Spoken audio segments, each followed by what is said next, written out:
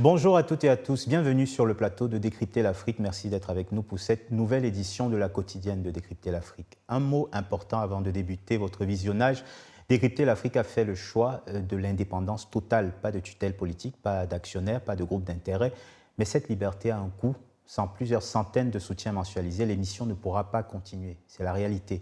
On est quasiment 100 000 abonnés sur YouTube et donc on imagine quelques hypothèses. Et si 1% d'entre vous nous soutiennent à hauteur de 10 euros par mois, on tient. Si 2% s'engagent, on se renforce. Si vous pensez que l'Afrique mérite une info libre, soutenez-nous. Le lien DonorBox est en description de la vidéo YouTube. C'est une décision qui fait date et qui interroge bien au-delà des frontières du Burkina Faso. Jeudi dernier, le gouvernement de transition burkinabé a annoncé la dissolution de tous les partis et groupements politiques, mettant fin de fait à l'existence légale de plus d'une centaine de formations qui structuraient jusqu'ici la vie politique nationale. Une mesure donc accompagnée du transfert de leurs biens à l'État et de l'abrogation annoncée de textes encadrant le financement et le fonctionnement des partis. L'annonce a été faite et expliquée au sortir du Conseil des ministres par le ministre de l'Administration du Territoire et de la Mobilité, Émile Zerbo. On l'écoute.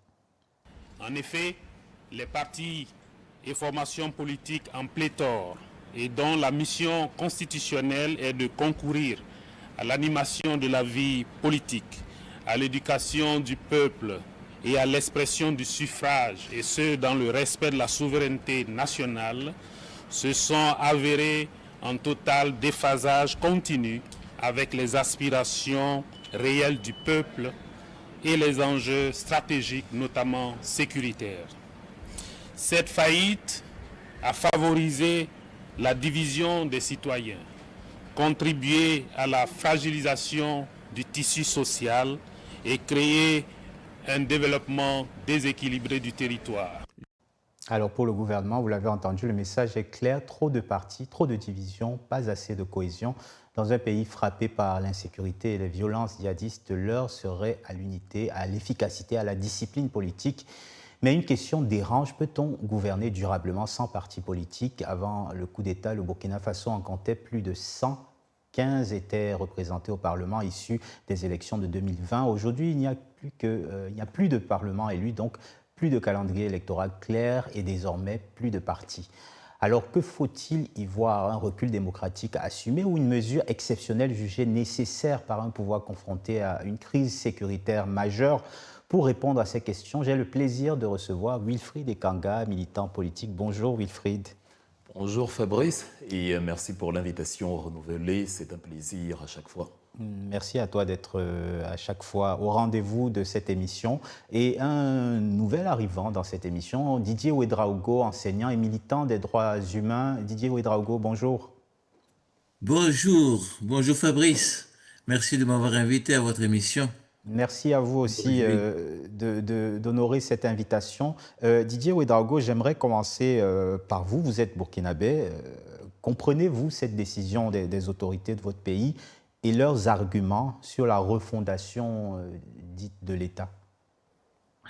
Oui, alors écoutez, je pense que si on veut comprendre un peu cette décision, elle n'est pas surprenante pour un premier élément, en tout cas une première appréciation. Elle n'est pas surprenante pour une raison simple, c'est que l'arrivée au pouvoir donc d'Ibrahima Traoré et a été un des éléments une des mesures qu'il a prises dès l'entrée de son pouvoir, c'est donc de suspendre les activités politiques, donc des partis politiques. Bon, c'était bien évidemment le premier son de cloche, ou en tout cas la première étape d'un long épisode ou d'un processus avec plusieurs étapes d'évolution. Ce qu'on constate donc après donc avoir mis un petit peu tout cela en berne, c'est-à-dire la vie des partis politiques, puisque en réalité son pouvoir n'en avait pas besoin, puisqu'il ne repose pas sur des partis politiques, il ne repose pas sur une élection, il repose sur un coup d'État. Donc le coup d'État étant donc validé, bon, les partis politiques avec donc une espèce d'interface et un débat politique, une vie dans la nation et sur des bases, en tout cas tout au moins jugées idéalement démocratiques, n'avaient plus donc de droit de cité. C'est pour cela que ce qu'on a toujours vu un peu l'Assemblée nationale qui est constituée un petit peu et donc donc d'un processus électoral pour représenter un peu la nation, n'était plus là, puisqu'il a été dissous aussi par le fait même donc du coup d'État. Et en lieu et place, nous avons donc l'ALT qui en appelle dans ce pas l'Assemblée et, et de transition. Donc cette Assemblée de transition vient remplacer un petit peu le jeu que pouvait avoir en tout cas en interface donc un pouvoir avec un gouvernement. Donc c'est dans la logique des choses donc de valider son pouvoir et de le conforter que la décision a été prise. Hmm. Voilà déjà un premier élément qui est dans la logique même donc du pouvoir donc de Ibrahima Traoré. Ouais. Wilfried, est-ce que les défis sécuritaires, notamment vécus par le Burkina, justifient de dissoudre donc les partis politiques et donc toute expression politique contradictoire? Je ne pense pas en soi que la dissolution des partis politiques signifie l'annihilation de toute expression contradictoire. Je ne pense pas non plus que ce soit éternel. C'est un paradigme passager pour précisément résoudre une crise ponctuelle. Je ne pense pas également que le terme justifié est approprié parce que cela voudrait dire qu'on applaudit, mais on peut expliquer. Le contexte étant particulier, on ne peut pas s'attendre à ce que la vie politique au Burkina Faso soit comme dans les circonstances conventionnelles. Il y a quelques jours à peine, il y a eu un coup d'État, une tentative qui a frappé le pays avec des acteurs politiques importants, notamment l'ancien président, et évidemment, cela n'est pas de nature à persuader M. Ibrahim Traoré qu'il faut revenir aux fondamentaux démocratiques comme au Sénégal, en Côte d'Ivoire, où le contexte sécuritaire n'est absolument pas le même. Dans la plupart des pays du monde, on a vu que dans ce type de situation, l'exécutif convoque la raison d'État, le contexte de guerre, une sorte d'union sacrée où, ayant un ennemi commun, on fait précisément front commun. Et en ce sens, c'est tout à fait explicable. Je pense par ailleurs que si vous posez la question au Burkinabé, c'est vrai que cela peut être caricaturé par certains qui vont se dire que ben non, Ibrahim Traoré se sert du contexte de la guerre pour conforter son pouvoir, mais je pense que même en aparté, si on interroge 10 Burkinabés, il y en a 8, et encore je suis pessimiste, il y en a 8 minimum qui vont dire que bah, c'est très bien, c'est une très bonne décision parce qu'on a des problèmes absolument sérieux, des problèmes sécuritaires, et pour un citoyen burkinabé sérieux, la priorité ne peut pas être la contestation du pouvoir en place par rapport à la volonté de pacifier le pays. Même si politiquement on est d'idéologie opposée, on doit être d'accord sur le fait que la nation burkinabé est attaquée, et quand une nation est attaquée, c'est se rendre service à soi-même que de faire collusion avec le pouvoir pour résoudre au plus vite la crise et revenir à un contexte politique plus ordinaire. Ça tombe bien parce que nous sommes avec un Burkinabé. Didier Ouedraogo, c'est vrai ce que nous dit Wilfried. Moi, je suis allé voir les réactions de Burkinabés interviewés par des télévisions locales et je n'ai pas trouvé une seule personne qui émettait une critique à l'encontre de cette décision. Et elle était saluée et applaudie par la plupart des Burkinabés. Cela veut dire que les Burkinabés soutiennent majoritairement ce choix? Alors, c'est très complexe, hein. J'entends bien ce que nous dit Wilfried, mais en réalité, d'abord, cela est qu'on écoute les réseaux sociaux, qu'on voit un peu les réactions donc, de Burkinabé sur les réseaux sociaux, cela est sans conteste, hein, puisque c'est des gens qui donnent leur point de vue, ce qui est de bon ton d'ailleurs. Mais je voudrais revenir sur en fait la manière dont on peut concevoir la crise et qui qualifie bien sûr et que nous souhaiterions tous voir et courte, la plus courte possible et permettre ainsi donc de revenir sur les fondamentaux de la démocratie comme dit Wilfried. Mais en réalité, le problème n'est pas seulement et de revenir sur les fondamentaux. D'une part, nous n'avons aucune certitude de la fin de la guerre. Nous souhaitons qu'elle soit la plus courte possible, bien évidemment, pour qu'on puisse revenir à la fois sur un climat apaisé.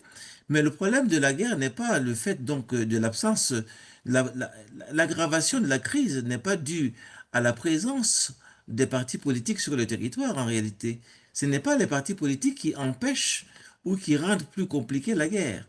Et j'aurais même pensé, j'aurais eu plutôt tendance à penser que leur présence, si on parle d'unité nationale, puisque c'est cela aussi qui est évoqué ou invoqué pour supprimer les partis politiques qui, dans leur trajectoire, n'auraient pas fait le travail d'unification du peuple autour donc de questions vitales, existentielles pour le Burkina, comme justement cette invasion terroriste. Donc, j'aurais préféré, ou j'aurais peut-être la raison aurait commandé, plutôt qu'une raison d'État, et je dirais qui supprime un petit peu et la possibilité même d'un dialogue national et donc d'une unification du peuple autour donc d'une cause unique et qui serait donc prioritaire, celle-là, donc contre et pour la lutte contre le terrorisme. J'aurais été plutôt enthousiasmé de voir qu'on regroupe les forces donc du pays pour aller vers quelque chose qui serait constructif de la cohésion de l'unité nationale pour agréger toutes les forces vives. Parce que nul ne peut ignorer dans notre pays, en tout cas au Burkina, que ceux-là qui plaident pour la disparition et qui ont pris la mesure donc de dissoudre les partis politiques n'ont jamais été en fait et contre les partis politiques d'un point de vue de la gestion du pouvoir d'État. Ce n'est pas la crise qui pose le problème de l'absence des partis politiques.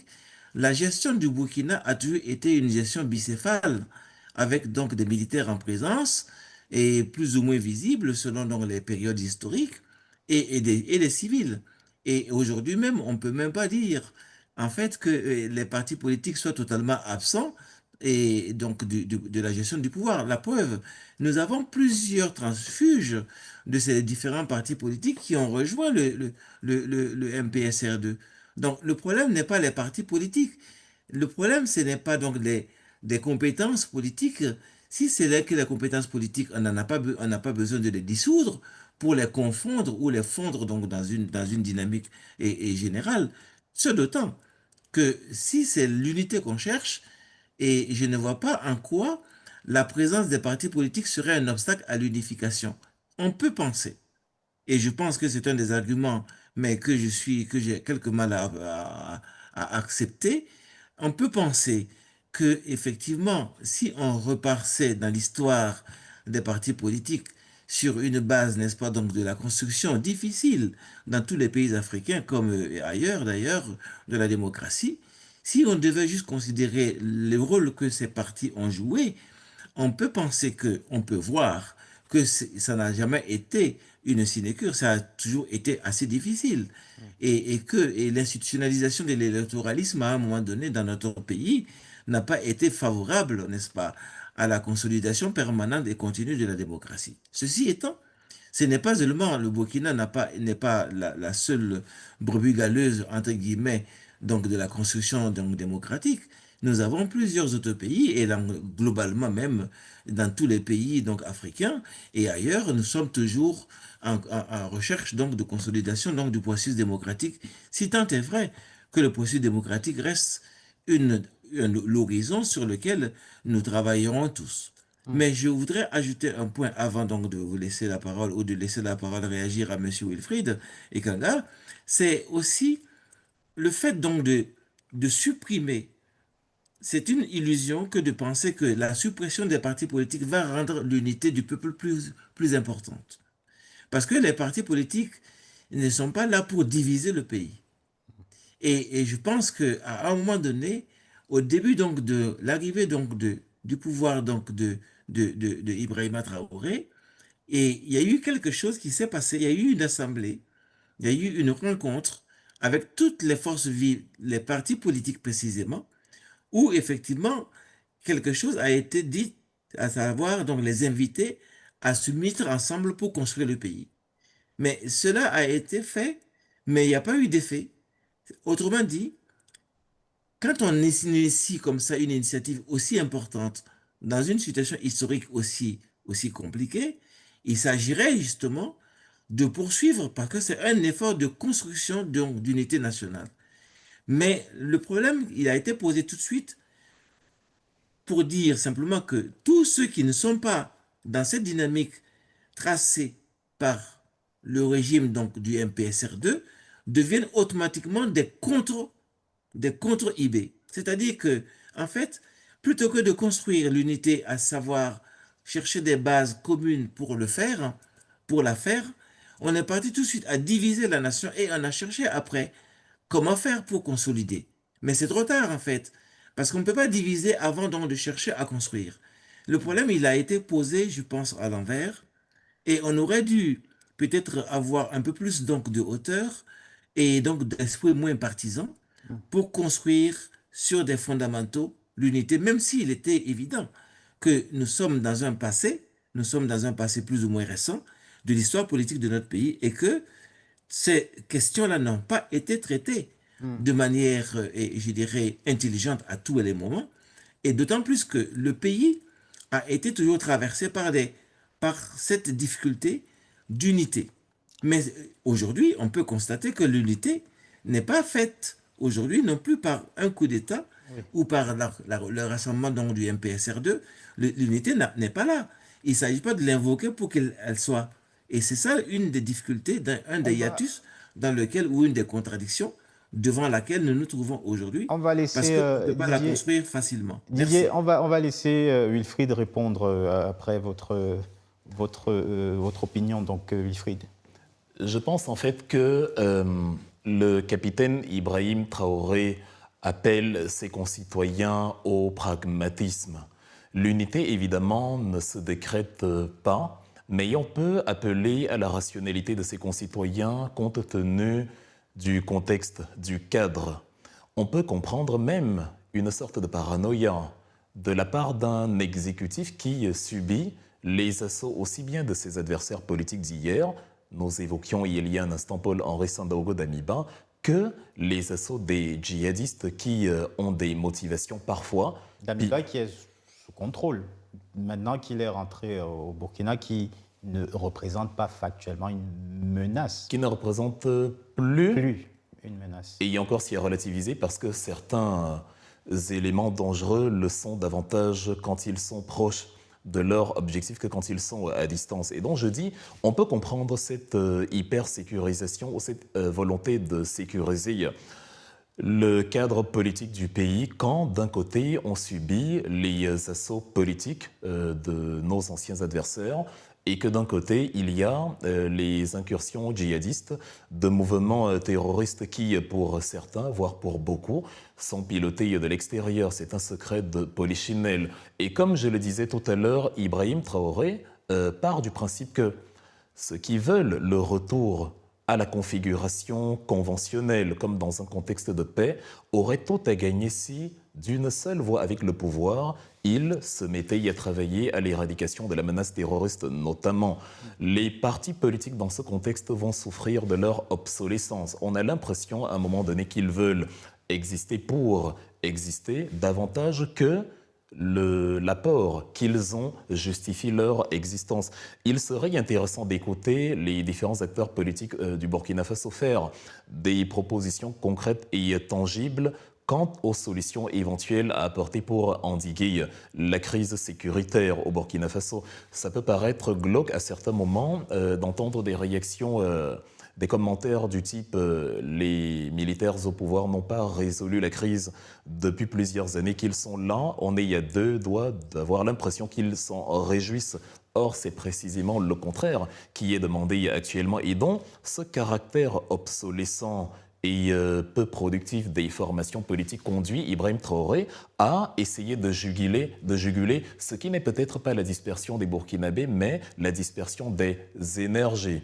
Mais est-ce que, Wilfried, est-ce que c'est la prérogative d'un pouvoir de décider de l'obsolescence de son opposition? Parce qu'on peut reposer, peut-être, tu vas contextualiser évidemment, mais si on ouvre cette brèche, est-ce que ce n'est pas la boîte de Pandore? Le multipartisme est arrivé comme une forme de bénédiction pour les pays africains dans les années 90 avec les conférences nationales. Depuis, est-ce que brider comme ça la voix des opposants, ce n'est pas un recul, un retour en arrière sur l'essor du multipartisme? Oui, comme on peut partir du principe qu'en tant qu'opposant camerounais, évidemment, je suis partisan de la possibilité de l'expression populaire. Cela dit, même dans mon pays, le Cameroun, et malgré mon opposition au pouvoir en place, si nous subissions des incursions djihadistes toutes les 30 minutes et des coups d'État quotidiens, je comprendrais que dans un instant T, il faut résoudre l'essentiel par rapport à ce qui, comparativement, est accessoire. Le Cameroun connaît des difficultés sécuritaires. Non, on pourrait vous opposer ça aussi. Pas du tout. Les difficultés sécuritaires du Cameroun, notamment la crise anglophone, ont été orchestrées par Paul Biya. Il y a des dommages collatéraux des activités de Boko Haram dans la zone frontalière, mais ce n'est pas de nature à empêcher le jeu politique conventionnel de se dérouler. Les difficultés du Burkina Faso ne sont pas le fait d'Ibrahim Traoré. Ce n'est pas lui qui envoie AQMI, le JNIM, le IS ou encore Paul-Henri Damiba essayer de déstabiliser la structure politique du pays dont le contexte il est totalement différent. Tous les pays dans le monde, dans un contexte pareil, ont pris des mesures qui rendaient le quotidien différent de ce qu'il était en période conventionnelle. Même les États-Unis, avec Franklin Roosevelt, se sont retrouvés à avoir un président qui a fait 4 mandats, qui est d'ailleurs décédé en avril 1945 pendant son 4e, parce que Deuxième Guerre mondiale oblige. L'Ukraine, actuellement, est dans une situation de loi martiale à cause de l'invasion russe. Et je pense qu'en France, avec les attentats de Charlie Hebdo en 2015, pendant au moins les premiers jours, on était dans une dynamique d'union sacrée et ce n'était pas le meilleur moment pour les partis politiques de descendre dans la rue et de dire Hollande démission. Ça aurait effectivement dispersé les forces et fragilisé d'ailleurs l'appareil sociopolitique et l'appareil de défense du pays, car facilitant les incursions de celui qui a tout à gagner à ce que les forces soient ainsi dispersées. Et donc, si on essaye d'augmenter la fréquence de ce type de situation. Imaginez des Charlie Hebdo toutes les semaines. Imaginez des attaques du Bataclan tous les 22 jours. Évidemment, même en France, on sera dans le même cas de figure. C'est une réalité qu'on observe partout dans le monde. J'aime la démocratie, tout en étant conscient que la démocratie n'est pas un concept qu'on placarde et naïvement on dit une fois qu'il y a la démocratie, tout va bien dans le meilleur des mondes. La démocratie est à des degrés divers dans chaque pays. Vous ne trouverez pas un pays qui a le même degré de démocratie que son voisin. Et donc, dans le cas du Burkina Faso, je pense que la position de l'exécutif est de dire nous aimerions bien qu'il y ait de la sécurité. Il n'y a personne qui se réjouit du fait que son pays soit le théâtre de mouvements terroristes. Et nous aimerions bien qu'il y ait ce débat politique, cette interaction, mais nous aimerions surtout bien que la possibilité soit donnée de poser ce cadre-là pour que les Burkinabés puissent parler projection politique, projet économique, projet industriel et tout ce qui concourt au bien-être national. Malheureusement, le contexte ne s'y prétend pas. Et Ibrahim Traoré, en tant que militaire, étant arrivé au pouvoir précisément pour juguler la crise et non pour faire le concours du démocrate le plus acerbe, il est en train, littéralement, de réaliser ce pourquoi il est là. Dans la droite lignée de ce que disait Kokala Maïga dans le cas du Mali, qu'il faut sortir de l'angélisme démocratique. N'importe quel pays, si amoureux de la démocratie soit-il, poserait des cloisons et une sorte de carcan temporaire quand il y a un problème au-dessus qui concourt au paradigme nécessité fait loi et qui conduit à invoquer la raison d'État. Le Mali qui a un petit peu assoupli tout de même en encadrant maintenant l'activité des partis. Oui, et après c'est aussi parce que la réalité malienne est un peu différente. Avec le multipartisme des années 90-91, on a quand même eu énormément une sorte d'alternance, même si elle était ponctuée par des pushs militaires. On a quand même eu des Alpha Omar Konaré, des Dioncounda Traoré, des Amadou Toumani Touré. Donc, au Mali, il y a cette habitude-là qui se crée, plus ou moins. Or, au Burkina, mis à part Roch Kaboré, on est d'abord dans une continuité avec M. Compaoré et devant l'échec également, il faut le dire, de Roch Kaboré de juguler la problématique. Il y a Ibrahim Traoré qui vient et qui dit « Moi, en tant que militaire, je suis... il faut certainement un homme fort pour résoudre un problème sécuritaire. Et donc, si tous les Burkinabés parlent justement, font des propositions tangibles, concrètes, pragmatiques et saisissables dans le cadre de la résolution de la crise, tout le monde y sera gagnant. Didier Ouedraogo, nécessité fait loi, nous dit Wilfried Ekanga. Vous êtes d'accord avec cela? Il y a un contexte qui malheureusement peut-être impose que le pouvoir fasse montre d'une forme d'autoritarisme? Alors, écoutez, moi, je ne partage pas ce point de vue, tout simplement parce que je ne suis pas dans une trajectoire où on peut et, et- et gérer un pays à géométrie variable selon les crises qu'on traverse et les crises donc même si on n'est pas responsable des crises, il faut garder un cadre qui permette de travailler proprement et d'avancer dans l'histoire. En d'autres termes, l'histoire du Burkina n'est pas, ce n'est pas la crise du terrorisme qui est arrivée et ne vient pas rendre compte de tout et donner raison à tout. La raison d'État qu'on évoque, c'est un cadre aussi. La raison d'État n'est pas hors cadre. La raison d'État est engagée dans un cadre démocratique. C'est l'exception démocratique qui fait cela. En d'autres termes, même quand on évoque la raison d'État, on l'invoque pour pouvoir régler de manière, je dirais, circonstancielle une situation qui prévaut et qui mérite qu'on mette cela en place. En d'autres termes, ce que nous vivons au Burkina n'est pas une question de raison d'État, puisque nous avons balayé toutes les institutions ou tous les mécanismes qui permettent un cadre, je dirais, démocratique, populaire, de gérer la crise avec le pouvoir en place, qui est de toute façon un pouvoir qui est venu hors cadre. On peut pas dire que toutes les histoires sont valables et toutes les histoires contiennent des objectifs qui sont tous honorables, bien évidemment, au départ, mais il faut savoir comment on y arrive, comment la faisabilité donc des objectifs, quels sont les moyens qu'on met en place, et est-ce qu'on y arrive ou pas. Le problème du Burkina, si on évoque bien évidemment ici ou là, il n'y a pas de démocratie parfaite, etc., ben oui, quand on commence avec ça, ben on peut accepter et toutes sortes donc de dilutions, donc des processus, mais le problème n'est pas seulement un problème donc du terrorisme qui vient d'ailleurs.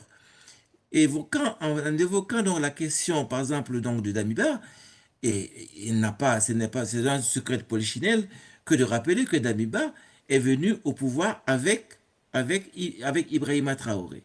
Donc les deux sont venus au pouvoir et il y a eu après une clarification, pourrait-on dire ainsi, si vous me passez l'expression, donc entre l'un et l'autre acteur.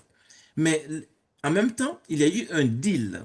Il y a eu un deal de protection de celui qui devait quitter le pouvoir. Maintenant, on nous susurre un coup d'État qui aurait été ou des malversations ou des complots pour renverser. Aujourd'hui, nous discutons donc de Damiba sans trop savoir même s'il y a eu une accusation officiellement qui a été portée devant les autorités togolaises pour en avoir l'extradition, mais nous n'en savons rien. Le jugement n'a pas été rendu. Et moi qui suis un militant des droits humains, je préfère encore que on puisse poser le problème de Damiba sur des bases de droit. Mais on ne peut pas faire comme ça. Si on rentre dans cette logique, tous ceux qui sont estimés avoir comploté ou avoir touché à quelques processus de complot pour renverser le pouvoir d'Ibrahim Traoré, mais et chaud d'écran l'eau froide, mais on va tout détruire dans le Burkina aujourd'hui. C'est ça que je crains un peu. Parce que l'unité qu'on cherche là, quand on replace le problème de Damiba avec le problème de IB, il faut savoir quand même que les deux sont donc des individus issus de l'armée burkinabé, que cette armée est divisée en son sein, qu'il n'y a pas d'unité en tant que telle en réalité, et que au-delà de ça, on parle des partis politiques, mais l'armée qui est venue pour résoudre la question n'est pas non plus unie.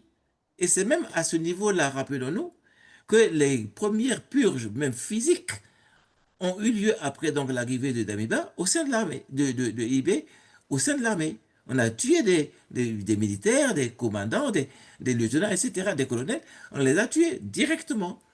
Cela montre bien que nous ne sommes pas dans une situation où les choses sont aussi calmes et que il s'agit maintenant donc d'avoir quelqu'un qui soit au-dessus de la mêlée et qu'il s'agit d'inviter aussi les partis politiques qui sont au-dessus de la mêlée pour arriver à une unité nationale. La fameuse cohésion nationale, la fameuse réconciliation nationale, on en parle depuis des décennies au Burkina. pendant que les partis politiques avaient le vent en poupe et que les militaires étaient aussi à leur place dans la gestion de l'ordre républicain. Mais on n'y est pas arrivé pour une raison simple, c'est qu'en réalité, nous sommes dans des antagonismes qui sont donc réels au sein donc du Burkina. Et que tout le monde ne va pas ni dans l'armée, ni dans les partis politiques qui n'existent plus, dans le même sens que souhaiterait le peuple en réalité. Et aujourd'hui, on peut dire que l'unité qui est prônée, l'unité qui est voulue, l'unité qui est, je dirais, les partis politiques qui sont sacrifiés sur cet autel de l'unité nationale, en réalité, et tout cela se fait en l'absence de la majorité du peuple burkinabé. Il n'y a même plus d'instance de concertation. Vous savez, pour que l'unité se construise, il faut des leviers. Il faut donc des organisations qui permettent, n'est-ce pas, qu'on converge. Ce n'est pas une masse de personnes qui font l'unité, c'est des idées qui construisent l'unité. Ces idées-là, bon an, mal an, étaient aussi portées par des partis politiques. Ces idées-là aussi sont portées par des partis, des organisations. Tout Merci. cela, aujourd'hui, même si on ne parle pas des organisations donc, je dirais, démocratiques au sein du Burkina, aujourd'hui, elles sont rendues à peau de chagrin. Donc, autrement dit, le dialogue au sein donc, des populations n'existe plus. Qui est-ce qui Merci, décide alors de Didier l'unité Ouedraogo. nationale? Merci. Donc, il y a tous ces éléments-là que moi je mets en fait. Je ne résous rien, vous comprenez. Mais je campe un peu les différents éléments parce que j'ai l'impression qu'on discute du Burkina et qu'on discute de quelque chose qui n'existe pas.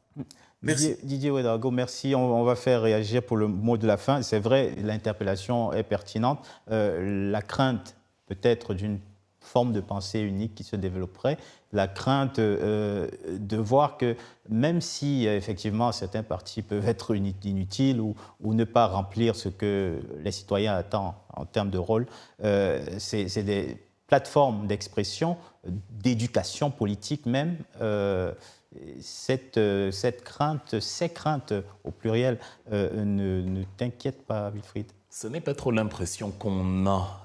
On a parfois une impression de nocivité cachée sous l'exigence de la liberté de penser.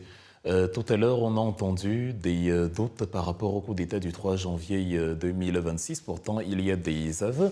Je me souviens du témoignage de M. Madi Sakandé, le fameux commerçant, et la fameuse affaire des 70 millions de francs CFA. Je me souviens des aveux de M. Prosper Kouldiati, le capitaine Prosper Kouldiati, qui dit qu'il a été mis en opération pour aller décapiter le commandant de la base de drones de Sapone. Je me souviens de M. Salfo Yalweyogo, qui dit qu'il a été chargé de recruter des gens pour perpétrer un coup d'État. Et c'est précisément la perturbation que peut amener une dispersion d'énergie qui est cachée sous le prisme d'un pluralisme. Il y a un problème ponctuel. Les partis politiques qui, je le répète encore, auraient tout à gagner à accentuer les propositions et à poser même des actions en vue d'endiguer la menace terroriste semblent obnubilés par l'envie de se débarrasser du régime en place ou de le critiquer. Je termine en une phrase si c'est possible. Les Africains ont peut-être, et ça peut paraître choquant, été ensorcelés par cet élément de démocratie. On leur a fait croire que le nirvana se trouve à ce niveau. Même moi, au Cameroun, si on avait un gouvernement à l'instar de Singapour qui garantissait le bien-être des citoyens, je ne fantasmerais pas sur les élections ou le pluralisme parlementaire. Par contre, justement, dans le cas du Burkina Faso, outre les projets économiques et les jalons de la souveraineté qui sont mis en place, l'exigence sécuritaire, une fois encore, à défaut de justifier, explique l'exigence et la presque paranoïa du pouvoir burkinabé à l'heure actuelle. Merci Wilfried. On ne vous réconciliera pas sur ce sujet, Non. peut-être sur le suivant. Merci à tous les deux d'avoir donc discuté de la dissolution des partis politiques au Burkina Faso.